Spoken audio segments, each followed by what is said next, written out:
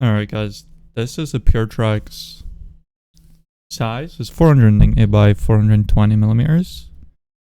It's got a 3.5 millimeter thickness, as you can see here. I would say the size is okay.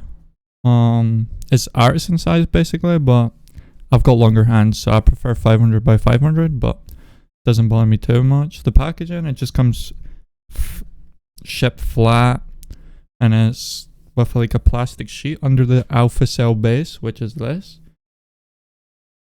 And the base is actually really good. It sticks to the desk like no other, like as you can see here. Alright guys, for the design and materials, I said before it's got an alpha cell base, and it's part of their CL1 fabric family cloth surface. That's what they say is it for the surface. In my opinion, the surface is good though. It comes in 3 different colorways: orange, blue, and black. As you can see, I've got a blue one though.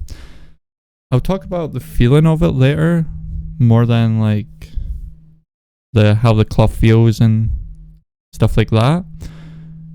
But in my opinion, the alpha cell base can lead to inconsistencies with this pad. It doesn't tend to bother me too much, but as I said, it's like it can lead to inconsistencies when flicking and stuff. Like mine's came with a small dot on the side here. It's not showable on camera, but I can feel it, so yeah. I still like the pad, even though it's got a little base, like little bit of inconsistency. Speaking of the base, it doesn't have any issues whatsoever though. No sliding on my desk, as you can see. It literally sticks to your desk. The logo doesn't affect performance, as you can see here. So yeah, it's pretty good. So the stitching on this pad is great. It's basically artisan quality, but not artisan quality. I guess it's like very close to artisan quality. Although artisan has got better stitching, there is no problem with the stitching in my opinion, because it's still lower than the base itself here. The stitching is very nice on this pad. Alright guys, for the texture of this pad, the texture is very smooth, like it's very unique feeling. It's a cloth pad obviously, as I said from before with the design and materials. But it's got a feeling of, it feels kind of plasticky I guess, but not rough. It's really soft and smooth. As you can see here, I'm kind of pushing in here. I don't know if it picks well on camera. I don't have any issue with it sticking to my hand, as you can see here. And it is one of the most comfortable smoothing feeling pads I have today. The firmness of the pad is pretty soft. It's like an Artisan Zero soft, but maybe a bit softer I would say in my opinion compared to my Zero. But yeah, that's it for the texture really. Alright guys, for the speed of this pad, it's faster than the Spire Loc. And it's got a nice glide. I would say it's a balanced pad to be honest. But it might feel a bit speedy, not due to the actual being fast, but how smooth the surface is. It has really good control, and you can stop it with ease, as you can see here. Like, it's no issue there. Here's a speed test real quick. I would just like tap my mouse real quick. That's it for the speed. I can compare it to my Otsu right now. Let me go grab that.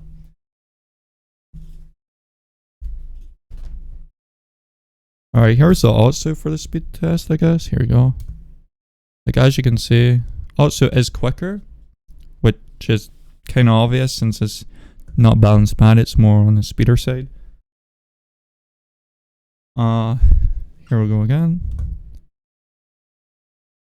As you can see, it's very controlled, but it feels smooth, so you could say you might find that a bit fast for specific things if you're coming from like a Zero or a GameSense Radar, but yeah, it's really good for this speed. Nice hybrid in my opinion. It's more of a balanced feeling pad, so yeah. Alright, for the verticality of this pad, it feels the same horizontally and vertical, and it's very comfortable with all movements. Unlike the Loc, where my Loc, it feels weird doing vertical movements. This one is very comfortable, and I have no issues with it other than its weird inconsistency due to the base of the pad itself and not actually the surface. But yeah, the verticality is good. it's the same as the vertical in my opinion. As you can see here, I'm using Jade feet on this. Jade pads. So yeah. So for the performance of this pad in game, this pad holds up really well. Holds up really well. I usually don't have trouble with it in game, even though the minor inconsistency due to the base. It could lead you to lose a gunfight or two, but 90%, like 99% of the time, if you have good enough mouse control, it should be fine, and it won't really affect your performance whatsoever. So the performance is really good for me. In game and the name trainers, they're all fine. So yeah. So for the cost of this pad, it's around $40 before shipping. I live in the UK and I paid around £40, including shipping from Zert Gaming Mods. It is available on LGG Zert Gaming Mods and the official website, as far as I know. So the cost and availability is overall, you can get it. You could easily get your hands on this anywhere in the world, in my opinion. Some pros of this pad is that it's one of the smoothest and best feeling pads I've used to the date. The glide is amazing. And it's got really good stopping power. The base doesn't move whatsoever. And it's going to stick to your desk like really well. It's basically super glued to your desk. It's good for both TAC FPS games and tracking games. The cons of it though are the inconsistency with the alpha cell base itself. Mine came with a small bump on this side here, which isn't shown up on camera, but it made it feel sort of lifted in that area, almost like the pad was rolled up. Obviously the pad wasn't rolled up, but yeah, there's like a small dot here. And it's kind of annoying, but other than that, it's pretty good. So overall for this pad, as I stated in my Twitter review before, I think the pad is great, and the smoothness of this pad is just, it's really good. It's unlike anything you've ever really felt, to be honest, with how smooth it feels and like the feeling of it, as it's like kind of plasticky. If you have the money to try it and want a more balanced pad that's just a bit faster than the Loker to Zero, then this is a good choice, to be honest. Even with the slight issue with the base, I'd still recommend this pad. The surface texture is just flawless in my opinion, and is really high quality.